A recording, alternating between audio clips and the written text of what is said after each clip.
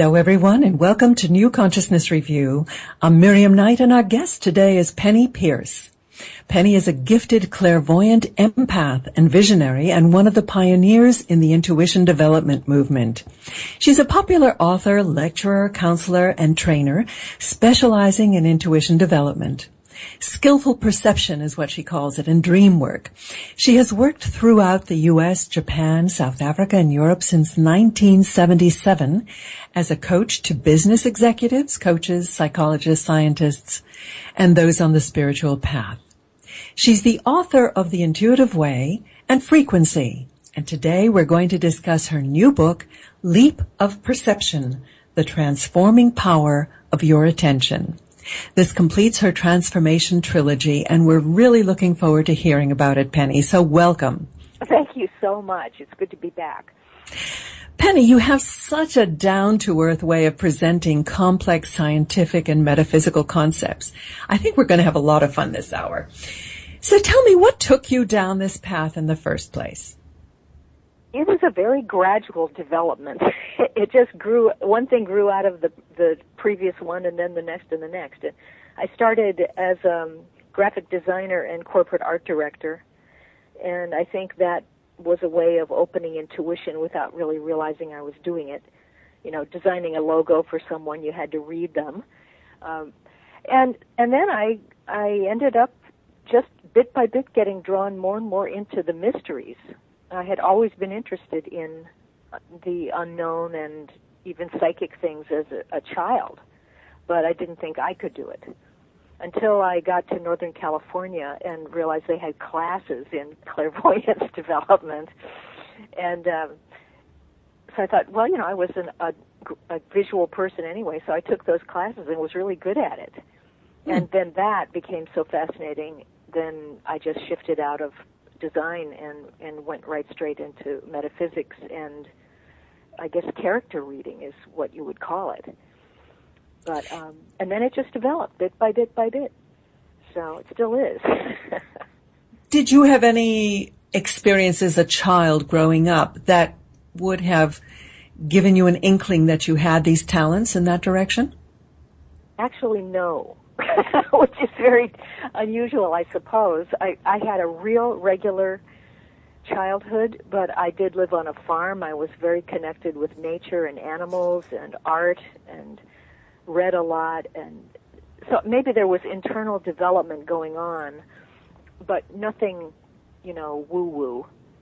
Huh. And well, so my story is mainly that anybody can do it, because if I could do it, you know, anybody can, and that made me really see that intuition and all of these higher abilities are quite normal, and that when you put your attention on them, they start to develop.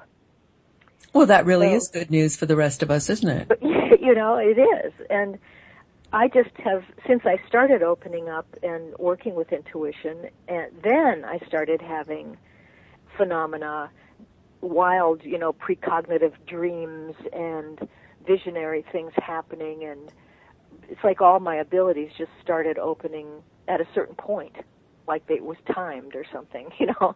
Mm-hmm. And then I started examining life and looking what's going on the surface, and then what's under the surface that matches that, and where is the energy going. So that got me going into the whole field of transformation and wondering, you know, what is going on really here? Something. And then looking at what transformation might be all about. And I'm still fascinated with it. Do you believe that our evolution as a species is accelerating at this time? Oh, of course. I mean, that's mainly the premise of most of my books is that, you know, I'm not sure why, but it could be, I've dreamed it, that it was a kind of a cosmic event that was affecting our system, our solar system. I don't know, but it certainly is true that the vibration of the Earth actually is increasing. But I think that the consciousness is increasing also in its frequency, so that this acceleration on the planet has been going on a really long time. You know, the Mayans have tracked it for, 64 billion years or something. And But as that happens, it causes the body to change its frequency vibration, and of course the emotions and the mind also, they come right along with it. And at a certain point, the acceleration is making us vibrate so fast that the old way of thinking, our old perception, just doesn't function well anymore. And that's what this new book I wrote is all about. Mm-hmm. You talk about the intuition age. You know, it was interesting when I got to the final page of your book. Thank you so much for writing a 300-page book. I really appreciate it. Anyway, your fellows upstairs say, we have spent time explaining the stages of transforming from old perception to the new consciousness of the intuition age. And though it may seem like it will take years, it can truly occur in an instant. So first of all, thank you for mentioning the new consciousness. Thank them. And tell us, what is this intuition age? It's my term. It seemed like a logical term, but we've been, moving from the industrial age and into the information age, and really that was an acceleration from the physical world to the mental world. And now that mental focus is speeding up so much that we just can't process all the data. And in a way, when you look at the way we're learning and thinking, it is a very linear way. We're processing bits and bytes of data in, a kind of a cause and effect process, and there's just too much to try to understand it that way. It's too slow. And I've been feeling a long time that there was going to be this crescendo where we built up to a point where we just can't function anymore this way, and then it's going to just break through. So into what? And into a different way of processing information, a different way of knowing, a different way of understanding, a different way of seeing who we are as beings, as humans. And that seemed to me that it was going to be moving into the spiritual realm as a way of seeing ourselves now, finally, a higher frequency. And the main way of knowing there is intuition, direct knowing, telepathy, all these things that are in the present moment are going to be the hallmarks of this new time period, this new phase. So to me, intuition is a simple way to describe that. It's not another kind of mental. It's not, some people call it the conceptual age or something. That's too mental again, It's not that. It's beyond that. Yeah, so, you do kind of tie it to the left brain, right brain dichotomy. You know what you reminded me of when you were describing this kind of holistic, taking the whole picture in? When my son was training as a jet pilot, he was describing a process. When you start training, you have to learn everything sort of linearly. But when you're piloting a jet plane, you do not have the time to actually go through all the discrete steps. So you have to internalize it to the extent that it becomes instinctive.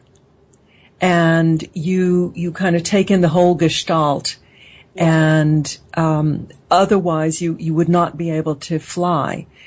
So this is what I was fascinated by, your distinction between the right brain processing and the left brain processing. So let's bring our readers up to speed on this, our listeners. Sorry, guys. Yeah.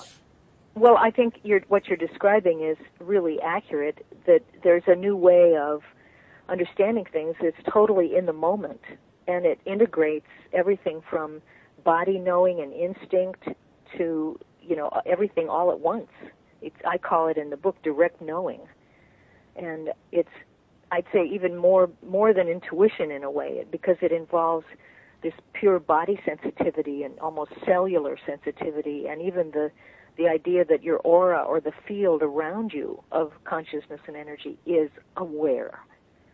That there's a whole bigger brain that we have that we're going to shift into, that's an amalgamation of many other discrete parts. it's a little like the way samurais are trained, you know. You don't stop the mind anywhere. You don't land on the enemy's sword or they get you, you know. It would stop the flow. You have to stay in it totally and not let the left brain basically go in and try to compartmentalize anything. Mm-hmm. So the big shift I see is that, you know, and this is huge, that our, especially Western culture, is very sort of inculcated into left brain dominance. So everything is oriented toward whether it can be proven, if it's scientific, if it's repeatable, you know, and linear and cause and effect and logical. And that's great, you know, but it's slow. Cause and effect, 1, 2, 3, 4, 5, and then finally you get a result. The new way is that the acceleration is causing us to go totally into the present moment. Everything's happening so lickety-split that it doesn't take much time for things to occur between the non-physical world of the imagination and then the physical world of form. In other words, things are dropping into form very quickly. You think a thought, it happens. You gossip about somebody, they hear about it. You know, you run a stoplight, and then 10 minutes later somebody else runs a stoplight in front of you. You know, it's like immediate. And that means that, you know, the way we organize our reality is changing. So we're getting out of the left brain as the big boss and starting to move more toward right brain perception. And that's very different because it's not trackable, you know, and it doesn't have language. Language is left brain. Right brain is direct immersion into the flow, into direct experience. You know everything pretty much at the same time. Everything's interconnected. It's much more sort of spiraling around and interconnecting. All these little points are interconnected with each other immediately. Mm-hmm. You know, and so it's very confusing to the left brain. And the left brain is afraid of it. And yet when you get into right brain perception, it's so smooth. And of course, all our creation comes from there. And I think it's where the soul talks to us. It's in the moment with us there, and we can feel it. We can feel spirit. Then we can shift to the left brain to do something with it, right? You know, we can make it conscious. We can act on it. We can, you know, work with it in this physical world. But as soon as we do something and create a final product, then we should let go and shift back to the right brain again